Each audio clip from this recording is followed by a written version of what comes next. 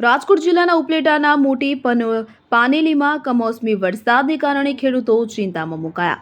તો સતત કમોસમી વરસાદને કારણે ખેડૂતોના ઊભા પાક તલ, મગ, અડદ, ડુંગળી, બાજરો વગેરે જેવા પાકોને નુકસાનની ભીતિ સેવાઈ રહી છે. સરકાર દ્વારા તાત્કાલિક સર્વે કરી સહાય ચૂકવવા મોટી પાનેલી સહકારી મંડળી દ્વારા કૃષિ મંત્રીને પત્ર લખ્યો છે. મોટી પાનેલી જૂથ વિવિધ સહકારી મંડળીના પ્રમુખ દ્વારા કૃષિ મંત્રી મનસુખ માંડવિયા, કેન્દ્રીય મંત્રી ધારાસભ્ય મહેન્દ્ર પાડલિયા અને ઉપલેટાના મામલતદારને પત્ર લખવામાં આવ્યો છે. પત્રમાં વિરત કમોસમી વરસાદને કારણે ઉનાળુ પાકને મોટા પ્રમાણમાં નુકસાન ગયેલ હોય તાત્કાલિક સર્વે કરી સહાય ચૂકવવા માંગ કરી.